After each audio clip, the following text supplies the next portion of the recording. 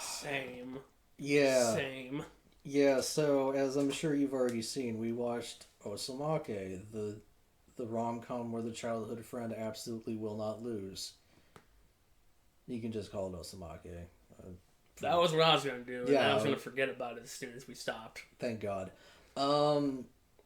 Anyway, this is a show where a guy falls in love with a girl because she wrote a really good book. And they kind of talk sometimes. And she smiles just for him, and she's beautiful. And she's totally out of reach. For me, the normal kid, Yep. who was definitely not a child actor. Me, the normal kid. Who's definitely not loved by several people for really stupid reasons. Me, the childhood actor who has zero redeeming qualities. All of them were from his childhood and no longer matter. Yeah, it was great. Anyway, let's give this show some numbers. No, all right, let's hit up some plot points and then we'll throw numbers at it. We're gonna make this one quick. We hated being here. We had to entertain ourselves by shitting all over this show. So yeah, so our main character is awful, and he decides he's gonna confess to this girl, but then overhears that she has a boyfriend. At which point he is heartbroken, which is understandable, but then we find out that his childhood friend confessed to him, and he rejected her because he wants to date this other girl. Yeah.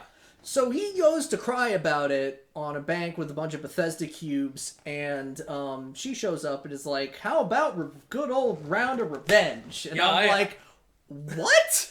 She's like, I hate that girl, you hate that guy, let's team up and do a revenge. And it's like, we can pretend to be dating, so I'll get something out of it, and you get out of it making her possibly jealous for ruining your feelings that she couldn't have possibly known about. Yeah! So basically, the first two major characters that we find out about that I guess have romantic chemistry are crazy narcissists. Yeah, no, it's good. But I'll be honest, I think the childhood friend kind of talked him into it a bit more, kind of led him down the path of thinking that it was okay. But don't worry, the main character will utterly ruin his own character as we go. So he goes around school trying to get dirt on the boyfriend, and the boyfriend finds out about it because he's not stealthy about it. He's just like, yo, you know anything bad about him? Does he do something? Does he like fold the toilet paper in the wrong direction? That's pretty bad. Yeah. And then it's revealed that he has a revenge plot on our main character. Because our main character quit childhood acting. And then later it's revealed that the character that he has a crush on, our main character Maru has a crush on, has a revenge plot against him as well. She literally doctored her entire life appearance and the book that she wrote to woo him in order to eventually reject him, because she's mad because he quit childhood acting, but unfortunately she finds out why he quit childhood acting and then she feels bad about it. Yeah, so there's this whole confession festival, which is mad fucked up. It is basically a war crime. And like, he gets up on stage to upstage the boyfriend Abe, and he does that, and he's like, I'm going to confess to you. Well, I would have, but I'm going to confess to childhood friend instead. And then he gets rejected. We were like sitting there and being like, because we watched them do this. Did you say like did the shittiest dance? Well, I didn't say dance. I just said he upstaged him. That's debatable. But either way, he did that. Both characters did the shittiest dance we've ever seen animated, and animated is a loose term here. There were shots. They look bad. And yeah, so he starts screaming about how he did love black hair girl Kachi or Shiro, whatever.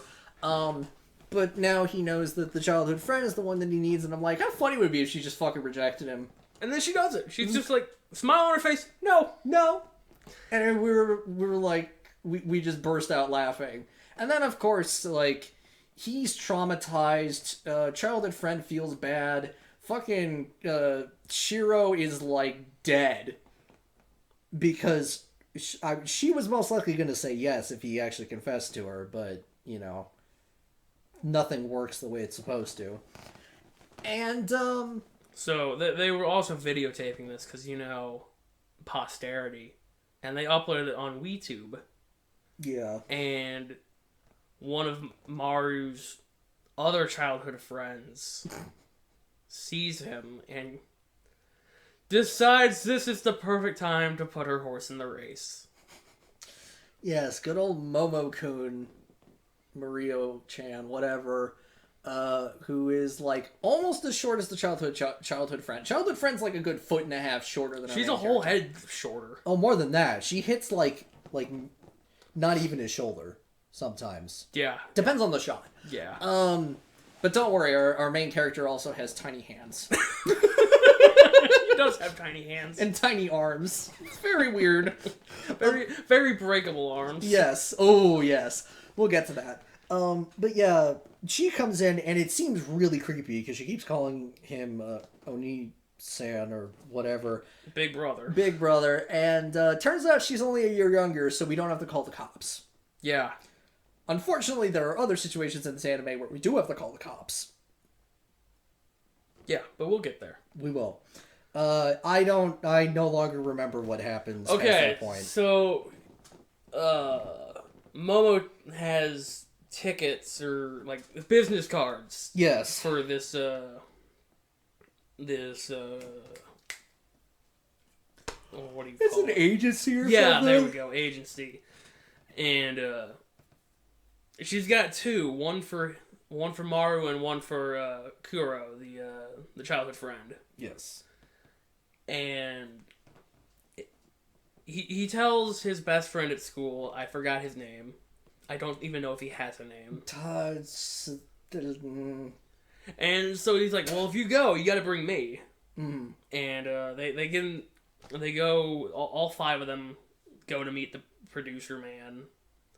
And he's just a real shithole of a person. He's real pushy about, like, I want you two to do acting stuff, make tons of money, and Kuro's like, I don't wanna. And so finally our main character pours wine on his head, and producer man threatens to call the cops. And in order to not get him to call the cops, they're like, well, what if we have a competition to see who can make the best commercial? And this just happens off screen. I mean, it kind of does. Because we don't see... Momo-kun decides to stick with her agency and make a commercial with them. And the rest of the fuckers who made their WeTube channel. Ultramarine... They made a Warhammer 40k group, Ultramarine agency. And they make a commercial. The first one sucks. Yeah, what if you weren't having enough fun in your life? Maybe you should have more fun. It was an ad for, like, a water. Yeah, and then... the second one's amazing. Yeah, because it's just a music video for Daft Snake or whatever the fuck it was called. Acid Snake. Snake. And he's, like, slashing with a knife, and it looks like he might be slashing the girls, but he's also slashing himself. And it's something about narcolepsy. That's the only word in this. Like, it starts off narcolepsy, and then it just him. Like, maybe that's the song, but, like, it's so fucking weird, and then it's about water. And yeah, so, like, they win the competition off screen. Yeah, we don't talk about it. And then they're like, well, what if we go to Okinawa for the beach episode? Woo, beach episode. And then they go to Okinawa, and he gets to spend more time with the girls, because he deserves that, I guess. That's debatable. He spends a lot of time with, what's-her-face, Shiro. And he kind of trips head first back over into his old feelings for her. And, because she's trying so hard and she hurt herself, blah, blah, blah, blah, blah. But I also forgot that she also, like, tries to seduce him with her bikini. Yeah, she's like, come meet me on the secret beach, and I got something to show you. Let me sit on your lap. Yeah, and it gets, like, weird, and there's these weird colored cuts of their faces, and it's just all around odd, and then he gets called, and she hops off of his dick, and, Yeah, and, the friends reveal that they were behind them the whole time. They saw it. They were recording. Yeah, they were recording it, and Momo-kun's, like, burning with jealous anger. So the reason why they went to Okinawa was to film a music video, I guess. Yeah. And after they get done filming it, nothing really happens in Okinawa. I'm just gonna say that. Yeah, nothing of consequence. Nothing of consequence happens in this entire show. But yeah, so with Shiro being hurt, like her leg is... She strained it in some way. She's falling off the stage. He goes to catch her, and he just breaks his arm. Oh, dude, like, we're like, what if he misses? And then you see it, and she clearly falls before his hand gets there. We're like, yes! And then somehow he breaks his arm, and she's fine. Even though she should have totally face-planted onto the stairs. It looked like she did. She should have. It would have made infinitely more sense. But somehow he snapped his arm because he has tiny baby hands.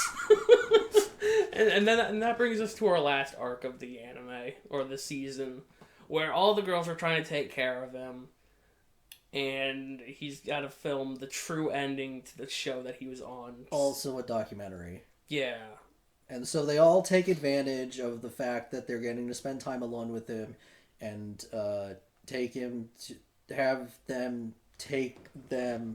have him take them to a special place to them, but also possibly to him. And Momo picks, like, the most disgusting one, but then, because of what her motives are, but also, like, it's a place they had to go, because she takes him to the place where his mom died. Yeah, but her plan is, like, I'm going to emotionally manipulate him into... needing me to be there for him. And it's like, that's the most disgusting. And it immediately dropped her to, like, the bottom. And then she starts crying, and I think it's fake, but it's actually real, so whatever. And then he starts crying, finally.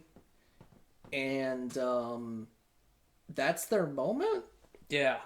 Yeah, everybody gets a flashback episode, and most of the flashbacks suck. Yeah, He takes Shiro to Tokyo Tower. Because they didn't get to go when they were kids. Yeah, and then childhood friend gets to...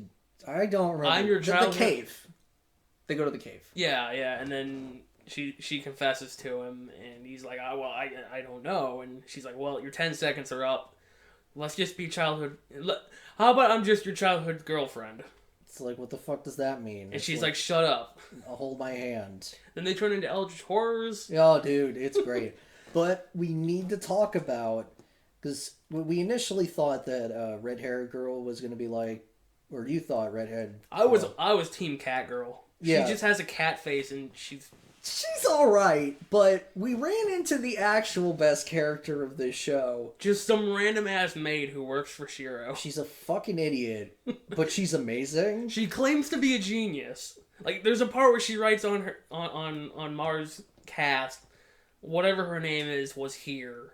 Yes. And he wakes up, he's like, what did you do? And she's like, I didn't do anything. And you can't prove it. She's holding the marker, and he's like, what's in your right hand? And then she looks, she's like, well, now I'm going to mark everywhere on you. It's great. And then he tries to bribe her with pictures of Shiro, because Maid clearly has a thing for her. It's unclear in what capacity. She is like the one character who hates Maru, and that's why she's so likable. Oh, it's the best. She's just a wonderful character for them to bounce off of, and then they start giving her gratuitous panty shots, and it's just unfortunate. It just comes out of nowhere, and it's just like, no, stop that. However, there was the one where the childhood friend has 4 younger sisters, and 3 younger sisters. 3 younger sisters, I'm sorry. There's 4 in total, but whatever. The tallest one does a fucking axe kick. Yeah, just straight to his skull. Fucking great. We love to see our main character get the shit beaten out of him. It's what he deserves. Yeah.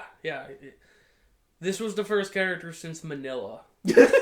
that we've actively rooted for bad things happening to. And luckily, a lot of them did, and they were amazing. Anyway, let's throw numbers at this shit and get out of here. Wait, hang on. They gave us one last tease at the end. Ah!